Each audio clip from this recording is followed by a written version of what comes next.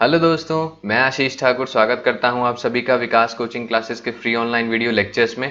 तो आज के लेक्चर में हम पढ़ने वाले हैं क्लास 9 के फिजिक्स का चैप्टर 1 जो कि होगा मोशन।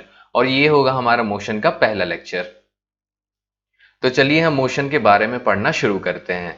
पहले तो हम ये देखते हैं कि हम अपने आसपास में ऐसी कौन सी चीजें देखते हैं जो हमें फिजिक्स में पढ़ने की जरूरत होती है। जैसे पहली चीज हम देखते हैं कि कोई भी चीज जो है अगर वो चल रही है तो उसकी जो स्टडी हम करते हैं वो मोशन में आता है, मतलब फिजिक्स में हम उसकी स्टडी करते हैं।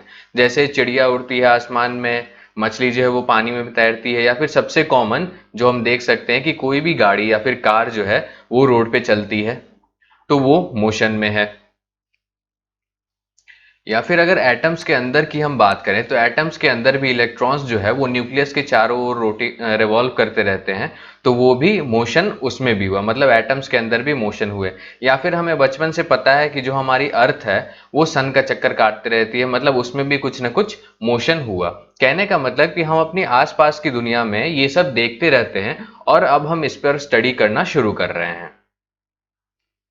तो चलिए अब हम जानते हैं कि मोशन अगर किसी बॉडी में है तो वो कैसे है, मतलब अगर कोई बॉडी में मोशन है तो उसे हम कैसे बोलें कि हाँ ये बॉडी हमारा मोशन में है।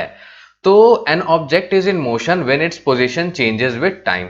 तो कोई भी जो ऑब्जेक्ट है वो मोशन में हम तब कहेंगे जब उसकी पोजीशन टाइम के रिस्पेक्ट में चेंज हो। फॉर एग्जांपल इस डायग्राम में मैंने बताया है कि पहले पॉइंट ओ पे थी कार, उसके बाद 2 सेकंड के बाद पॉइंट ए पे गई, फिर अगले 2 सेकंड में पॉइंट बी पे, अगले 2 सेकंड में पॉइंट सी पे और अगले 2 सेकंड में पॉइंट डी पे। मतलब क्या है कि टाइम के साथ साथ जो कार की पोजीशन है वो चेंज होती जा रही है। तो हम कह सकते हैं कि ये कार जो है वो मोशन में है। या फिर एक और कॉमन एग्जांपल हम डेली लाइफ में देख सकते हैं कि जैसे अगर आप स्कूल बस का इंतजार कर रहे हो और स्कूल बस आपकी छूट गई, आपको दिख रहा है कि स्कूल बस जा रही है, मतलब अब वो रुकने वाली नहीं है, तो वो तो बच्चे आपको चिढ़ाएंगे ही जो बस के अंदर में है। और जो फिजिक्स की बात है वो यहाँ पर ये है कि आप स्टेशनरी हैं, मतलब आप क्या है जमीन पर खड़े हैं और आपकी पोजीशन कांस्टेंट है, चेंज नहीं हो रही, लेकिन आप देख रहे हैं कि जो सामने से जो आपकी स्कूल बस निकली वो मोशन में है, मतलब उसकी जो पोजीशन है वो टाइम के रिस्पेक्ट में चेंज होती जा रही है, मतलब कुछ सेकंड बाद उसकी पोजीशन कुछ और होगी। लेकिन जो बच्चे बस में हैं वो जब आपको देखेंगे तो उनको ये लगेगा कि आप मोशन में है, मतलब आप पीछे की ओर जा रहे हैं, तो उनको ऐसा लगेगा। लेकिन जो बच्चे आपस में एक दूसरे को देखेंगे बस के अंदर तो वो देखेंगे कि वो एक ही जगह पर बैठे हुए हैं, मतलब वो रेस्ट में है, वो मोशन में नहीं है।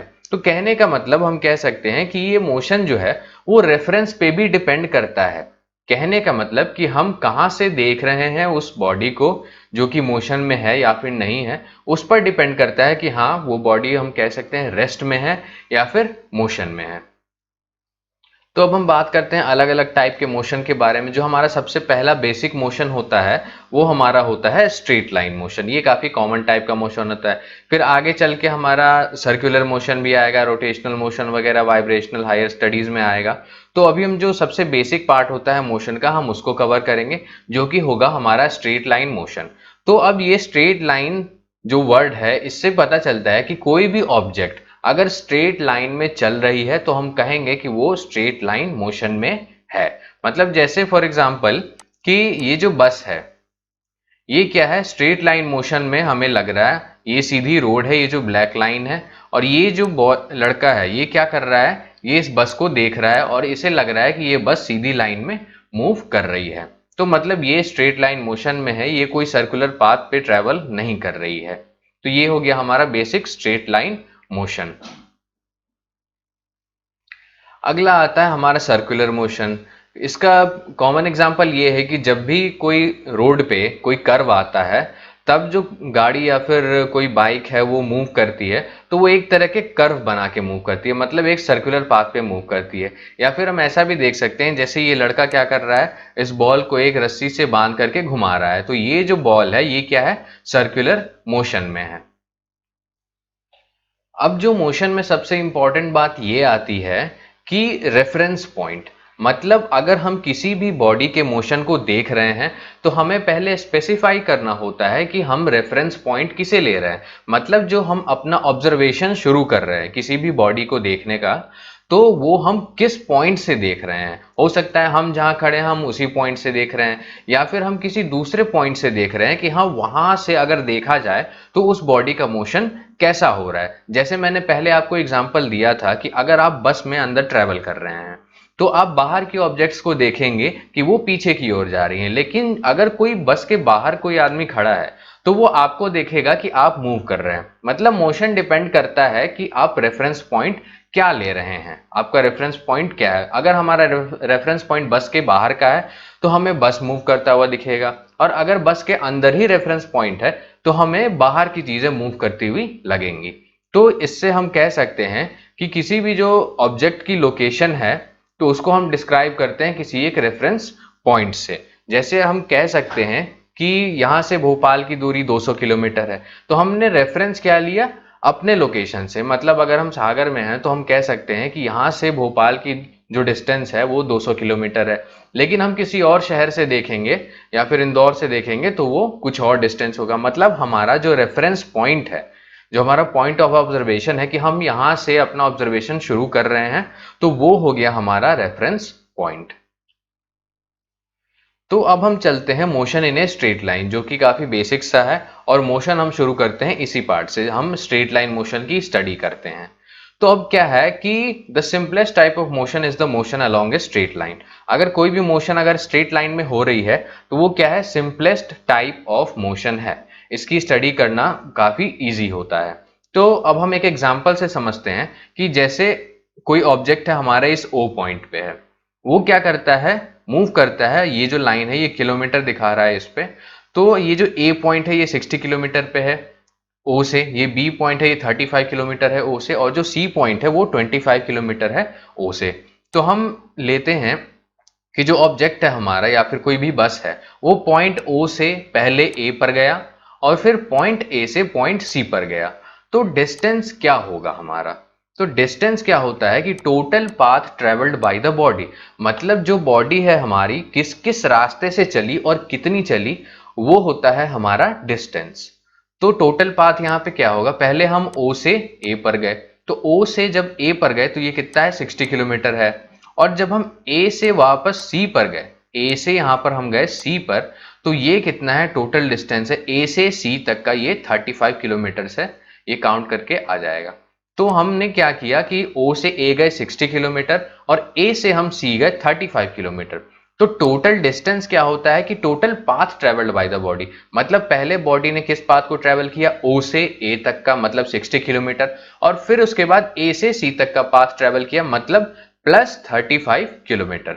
तो जो टोटल डिस्टेंस होगा वो क्या हो जाएगा, ओ ए प्लस ए सी मतलब 60 kilometre plus 35 kilometre is equal to 95 kilometre. तो हम कह सकते हैं कि जो डिस्टेंस है हमारा वो हो गया 95 किलोमीटर। मतलब जो टोटल पाथ हमने ट्रेवल किया है वो कितना है, 95 किलोमीटर है। अब हम आते हैं डिस्प्लेसमेंट पे। तो डिस्प्लेसमेंट क्या होता है कि it is the shortest distance measured from initial to the final position. मतलब ऑब्जर्वेशन के टाइम पे जो बॉडी की इनिशियल पोजीशन थी और जब हमारा ऑब्जर्वेशन खत्म हो जाएगा तब जो बॉडी का फाइनल पोजीशन होगा, इन दो पोजीशंस के बीच में जो डिस्टेंस होगा उसे हम कहेंगे डिस्प्लेसमेंट। तो मतलब यहाँ पे हमारा इनिशियल पोजीशन क्या था, ओ था, और फाइनल पोजीशन सी है। तो हम सिर्फ इन दोनों के बीच का डिस्टेंस देखेंगे, वही हो जाएगा हमारा डिस्प्लेसमेंट। तो ये डिस्प्लेसमेंट कितना है, 25 किलोमीटर हमें नजर आ रहा है। तो डिस्प्लेसमेंट क्या हो जाएगा, ओ से सी तक की डिस्टेंस जो कि 25 किलोमीटर है। ये ध्यान देने वाली बात है, डिस्टेंस और डिस्प्लेसमेंट में काफी डिफरेंस होता है। डिस्टेंस क्या होता है, total path travelled by the body, मतलब कितनी दूरी उसने तय किया, क्या क्या पाथ ट्रेवल किया, उसको हम स्टडी करेंगे। और जो डिस्प्लेसमेंट है वो क्या होता है, सिंपली इनिशियल पोजीशन क्या है, फाइनल पोजीशन क्या है, उन दोनों के बीच का डिस्टेंस। मतलब हमें कोई मतलब नहीं है कि गाड़ी किस रास्ते से गई है, कितनी दूर चली है, हमें सिर्फ इससे मतलब है कि वो पहले कहाँ थी और बाद में कहाँ थी और उन दोनों के बीच का डिस्टेंस क्या है। तो वो हो जाता है हमारा डिस्प्लेसमेंट। अब एक इंपॉर्टेंट बात यहां पर आती है, मैग्नीट्यूड। तो मैग्नीट्यूड हम किसे कहते हैं, ये फिजिक्स में काफी ज्यादा यूज होगा। तो कोई भी जो न्यूमेरिकल वैल्यू होती है किसी फिजिकल क्वांटिटी की, उसे हम बोलते हैं मैग्नीट्यूड। जैसे 20 किलोमीटर है तो जो 20 है वो यहाँ पे क्या हो गया, मैग्नीट्यूड हो गया। ठीक है। तो अब क्या होता है कि कुछ क्वांटिटीज होती हैं जिनको हम डिस्क्राइब करते हैं सिर्फ न्यूमेरिकल वैल्यूज से। तो न्यूमेरिकल वैल्यू से डिस्क्राइब करते हैं किसे, जैसे हो गया हमारा डिस्टेंस हो गया, जैसे हमने 95 किलोमीटर देखा था, डिस्प्लेसमेंट हो गया वो कितना था 25 किलोमीटर हमने देखा था। तो ये जो न्यूमेरिकल वैल्यूज है इसे हम मैग्नीट्यूड बोलेंगे। और बाद में हमारा डायरेक्शन आएगा जब हम क्लास 11th में मैकेनिक्स पढ़ेंगे फिजिक्स में, तो उसमें हम डायरेक्शन को भी कंसिडर करेंगे। तो मैग्नीट्यूड हमारा कोई भी न्यूमेरिकल वैल्यू हो गया किसी भी फिजिकल क्वांटिटी का। तो अब हम क्या कर सकते हैं, अब एक इंपॉर्टेंट चीज ये है कि magnitude of the displacement for a course of motion, मतलब पूरे मोशन में जो मैग्नीट्यूड ऑफ डिस्प्लेसमेंट है वो जीरो हो सकता है, लेकिन जो डिस्टेंस है वो जीरो हो भी सकता है और नहीं भी हो सकता है। कहने का मतलब किसी एक मोशन में हम डिस्टेंस और डिस्प्लेसमेंट दोनों को देख सकते हैं।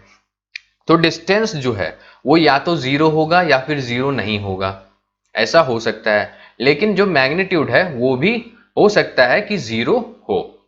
फॉर एग्जाम्पल हम लेते हैं कि पॉइंट ओ से हमारी बस चली, पॉइंट ए पर गई, पॉइंट ए से पॉइंट सी पर गई और पॉइंट सी से पॉइंट ओ पर गई। तो डिस्टेंस क्या होगा, डिस्टेंस मैंने बताया था कि total path travel, total path कितना ट्रेवल हुआ, ओ से लेकर ए तक की डिस्टेंस 60 किलोमीटर, ए से सी तक 35 किलोमीटर और सी से वापस ओ तक 25 किलोमीटर। तो ये जो पूरा ट्रेवल किया है बस ने उसे हम ऐड करेंगे तो ये हमारा डिस्टेंस आएगा। मतलब ये हमारा क्या हो गया है, ओ ए प्लस ए सी प्लस सी ओ, ओ से ए से सी प्लस सी से ओ।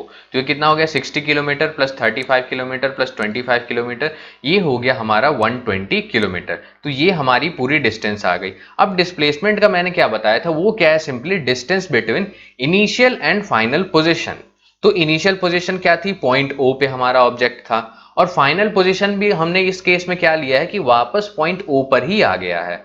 तो जब बॉडी का इनिशियल और फाइनल पोजीशन सेम है तो हम कह सकते हैं कि उसका डिस्प्लेसमेंट जीरो है, क्योंकि क्या हो गया है, इसमें इनिशियल और फाइनल पोजीशन सेम हो गया है। तो ये हमने देख लिया डिस्टेंस और डिस्प्लेसमेंट का।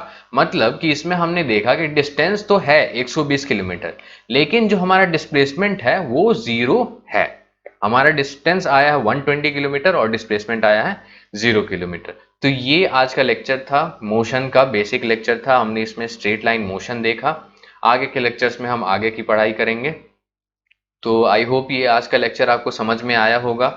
अगर आपको अभी इसमें कोई डाउट है तो आप मुझे ईमेल कर सकते हैं, link is given in the description. और आप हमारे टेलीग्राम चैनल को ज्वाइन करें ताकि आपको रेगुलर नोट्स मिलते रहें, और हमारे लिंक से आप खुद को रजिस्टर करें। And thanks for watching the video.